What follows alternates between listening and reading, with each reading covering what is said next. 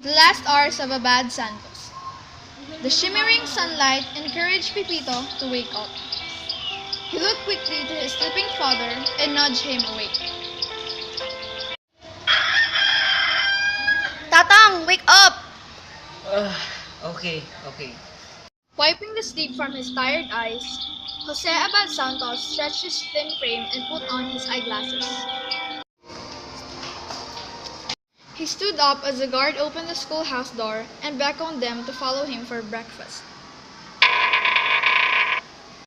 Let's go!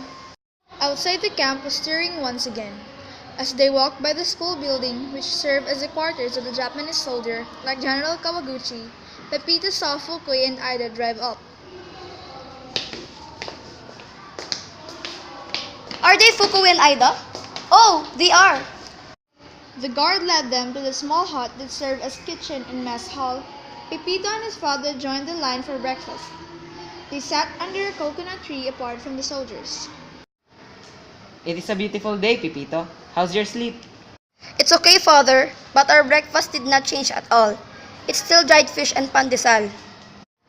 It's okay as long as there's food to eat. Pepito finished the last of the fish, and they walked back with guard to their schoolhouse cell. The interpreter waited for them as they reached the building. General Kawaguchi has ordered you both transferred to another house. Pack your things quickly because later on, we will leave right away. We have little to carry with us because I know our destination is a little far and we shall be ready in a moment. A few minutes later, they trudged out of the camp compound. Abad Santos carrying his valise of papers and Pepito the bag of clothes they possessed. They walked in silence under the summer sun following Fukui and the guard.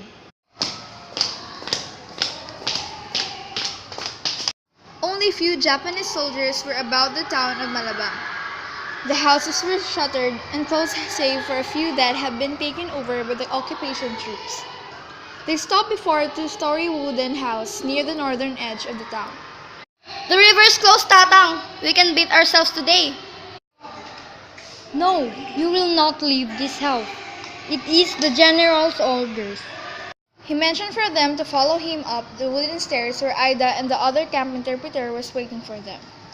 As they reached the small balcony, Fukui pointed the corner. You can put your things over there. Later, we can make the room arrangements. Fukui talked to Ida and as abruptly left them. The smiling Ida showed them into the house. Commander this house for the headquarters staff. You will share it with them. I must leave you now. They sat beside the open window facing the street to catch a little of the breeze as it swept by. Pepito watched his father as he began to leaf over a Japanese magazine someone had left in the room. The morning passed slowly, and the increasing heat of the day soon willed the youth to sleep.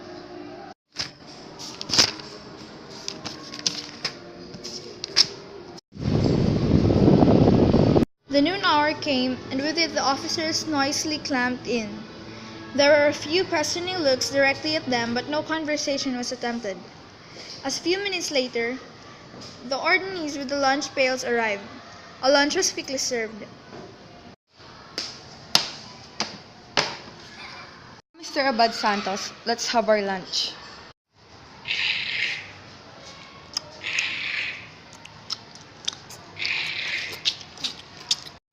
Please excuse us. They returned to their seats by the window. Our meal improved very much this time, right, Pepito? Yes, perhaps you will regain the weight you have lost, Tatang. Perhaps. Tatang, why did they transfer us to this building? I don't know. They have strange ways and it's difficult to understand them. Have they asked you again to broadcast? Perhaps Rojas has already surrendered. You may be right, Pepito. In any case, we can only wait for them to make a decision. Do you think they will release us now that there may be no need for broadcast to General Rojas?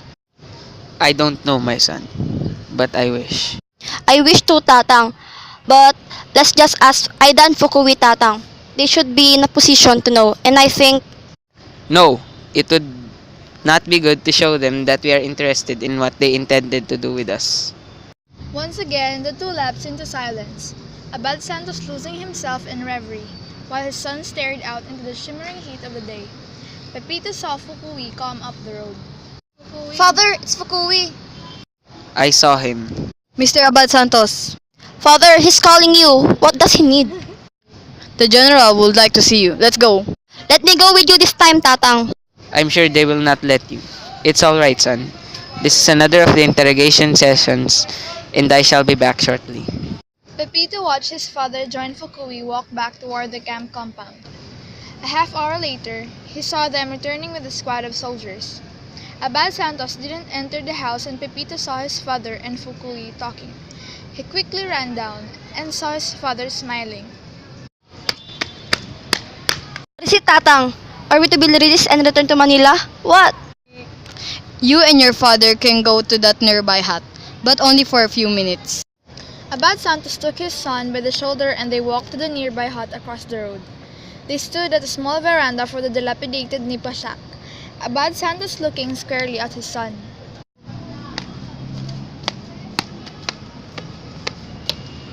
What is it, Tatang? Just tell me right away. You must be brave, Pepito. I'm brave enough, Tatang.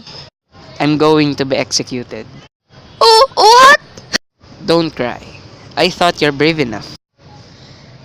Pepito stood in shocked silence and then embraced his father and broke down sobbing. But why, Tatang? Why? They say I ordered Cebu City to be put to fire, and that I authorized the issuance of emergency currency notes, and that I refused to cooperate by my refusal to broadcast the message to General Rojas. They offered to spare my life if... Let me go and plead with General Kawaguchi. I'm sure he'll revoke the order. I'm ready to kneel down. No, Pepito. The order was given a long time ago. But father! No, this is a real opportunity for me to die for our country. Not everyone is given that chance. Tatang, why did you refuse to broadcast? You will be executed. Why did you? Because I'd rather die than betray my country. Pepito, remember, be brave. We have so little time, Pepito. You are my firstborn in duty and responsibility. Will soon be yours alone. I would have to. Tatang, will you say a prayer with me? You lead and I will follow. Oh my God, I'm heartily sorry for having offended thee, and I detest all my sins because of thy just punishment. But most of all, because they offended thee, my God, who are all good and deserving of all my love. I firmly resolved, with the help of thee, grace, to sin no more and avoid the near occasions of sin. They had barely finished the words when Fukui came and tapped Abad Santos' shoulder lightly. It is time. Once again, Abad Santos took his son with the shoulder. They walked to the squad of soldiers. As they reached the group, Abad Santos embraced his son and kissed him. Tell your mother, your sister, and your brother that my thought will always be of them and you, son. This time, you are the bravest man in this world. For me. No, father. You're the bravest man. You choose death than your life to save our country. And I think it's the bravest thing you can do for it. Just remember, son. No, No tears. They smiled to each other and Pepito gave his tightest hug to his father. He looked long at Pepito, then nodded to Fukui. The squad lined up on both sides of Abad Santos. Fukui stood beside him. Aida came and stood in silence beside Pepito, and the youth took out the worn prayer book. His trembling hands turned the worn pages. Fire! Tatang! Tatang! After a few years, Pepito came back to the place where his father died. A friend saw and approached him.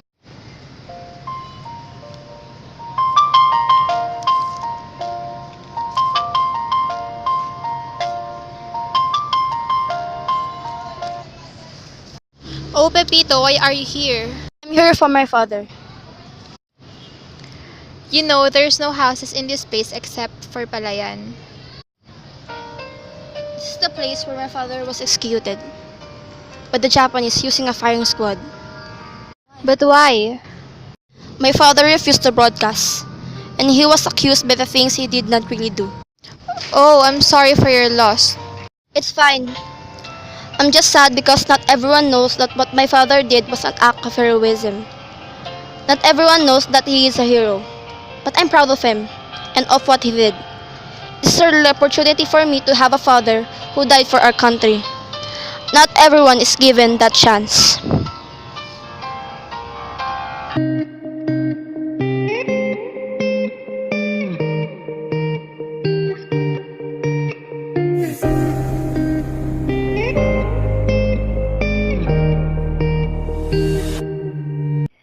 John Michael Alacar as Jose Abad Santos, Consuelo Mercado as Pepito, Mary Jane Alindogan as Guard, Leah Soratos as Fukoy, Darlene desamito as Aida, Jennah bangal as Friend, Priscilla distrajo, narrator, Maria Francioa Robles, sound operator.